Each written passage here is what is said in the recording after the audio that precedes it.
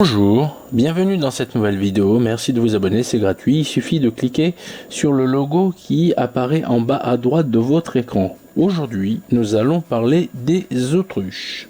Le début de cette vidéo, nous allons déjà apprendre à mieux connaître cet animal. Ensuite, nous parlerons de l'intelligence de l'autruche. Nous vérifierons si l'expression faire l'autruche s'applique réellement à l'autruche, si réellement elle cache sa tête dans le sol. Nous conclurons la vidéo avec la sexualité et la reproduction de l'animal. Déjà, ce que je peux vous dire concernant l'autruche mâle, elle fait en moyenne environ 2,80 m pour un poids moyen d'environ 150 kg. Pour la femelle, c'est plus petit, c'est entre 2 m et 2,20 m et un poids qui approche les 90 kg. Si vous désirez savoir si l'autruche que vous avez en face de vous, c'est un mâle ou une femelle, c'est relativement assez simple. Les mâles sont avec un plumage noir, comme vous pouvez le voir dans la photo, alors que pour les femelles, c'est plutôt un plumage brun. L'autruche n'a pas la capacité de pouvoir voler, mais par contre, elle a compensé ça par une très grande capacité à courir vite. À savoir qu'elle peut courir environ à 40 km/h pendant au moins une bonne demi-heure, mais elle est aussi capable quand même de faire des sprints jusqu'à 90 km/h. Elle est capable aussi de faire des bonds en longueur d'environ 4 mètres et de faire des bonds en hauteur jusqu'à 1,50 m environ. Nous allons donc continuer à parler de la morphologie de l'autruche. Elle n'a que 2 doigts et elle pose généralement son poids sur le plus gros de ses 2 doigts.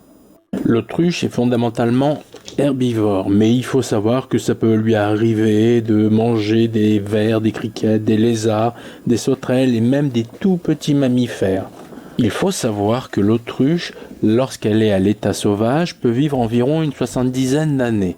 Mais par contre, lorsqu'elle est en captivité, c'est plutôt 40 années. Les élevages d'autruches existent depuis de nombreuses années. Mais il faut savoir que à la fin du XXe siècle, il y a quelque chose qui s'est développé au niveau du commerce et l'élevage de ces animaux, car finalement, tout est bon à utiliser dans l'autruche, que ce soit les plumes, que ce soit la viande de l'animal, que ce soit la peau, et même les œufs, puisqu'il semblerait qu'ils soient très qualitatifs, peut-être même plus qualitatifs qu'un œuf de poule. Jusqu'à une certaine époque, les plus dangereux prédateurs pour les autruches, c'était les lions par exemple, ou les guépards, ou les léopards. Mais au jour d'aujourd'hui, ce ne sont plus ces animaux les plus dangereux, ce sont les humains. Pourquoi? Puisqu'ils ont vu une grande opportunité de pouvoir les élever donc et d'en tirer énormément d'argent. Et ça intéresse de plus en plus de gens. Nous allons maintenant parler de l'intelligence de l'autruche. Il faut savoir déjà que la taille du cerveau est inférieure à la taille de ses yeux. Ce qui met vraiment en avant que ce n'est pas du tout un animal intelligent. Une équipe de scientifiques a fait une étude pour déterminer l'intelligence des oiseaux et ils ont pris, pour pouvoir faire leur étude, environ 800 espèces d'oiseaux.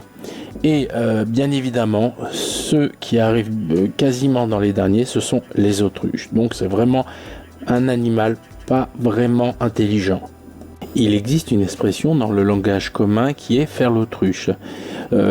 Si on doit dire ce que cela veut dire dans ce langage, cela signifie qu'une personne préfère se voiler la face ou a peur d'affronter la situation et d'y faire face. Cette expression vient du fait qu'il a été constaté à de nombreuses reprises que l'autruche mettait sa tête en dessous du niveau du sol, comme si elle voulait se cacher, mais finalement elle était tellement peu intelligente qu'elle ne cachait que sa tête et elle laissait tout son corps exposé. Et cette expression est donc restée, elle n'est pas vraiment en adéquation entre l'idée de l'expression concernant faire l'autruche, mais c'est une réalité. L'autruche met sa tête en dessous du bar.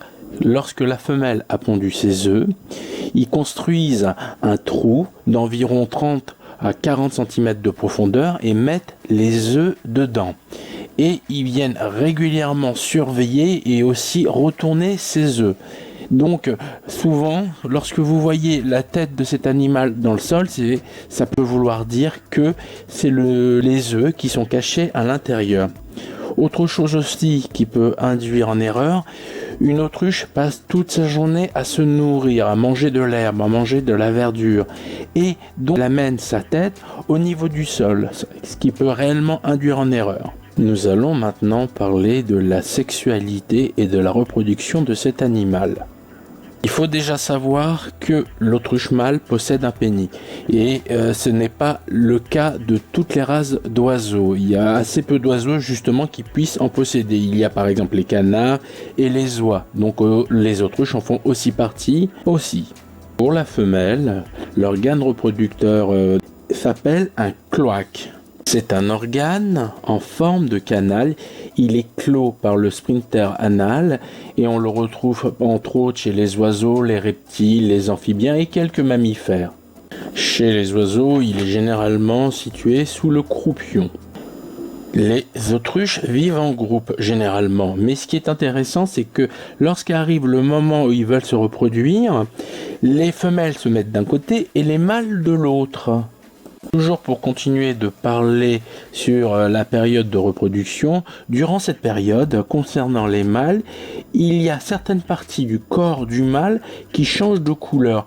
Je pense en particulier au tibia par exemple, ou au bec, ou alors le bord des yeux qui deviennent plus dans la nuance de rouge.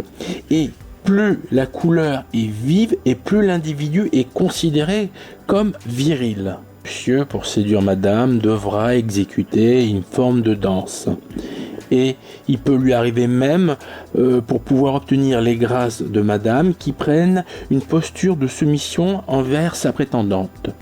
Si cette femelle est séduite par ce mâle, c'est elle qui va prendre à ce moment-là l'initiative. Elle va s'approcher du prétendant et c'est elle qui va commencer à danser à son tour. Et lorsque le couple est réellement formé, les deux vont s'isoler et faire ce qu'ils ont à faire. Cela se passera ainsi. Madame l'autruche va se coucher sur le sol et monsieur va se mettre en position derrière elle et fera ce qu'il faut faire pour que madame puisse avoir donc les œufs. Lorsque les œufs vont venir, il faut savoir que ces œufs sont quand même assez impressionnants. Ils font à peu près en taille 14 à 16 cm, c'est une moyenne, et leur poids peuvent aller de 1 kg, 1 kg 200 jusqu'à 2 kg pour les grands formats. Et pour conclure, je dirais que pour s'occuper des œufs, monsieur et madame se relaieront. Voilà, merci.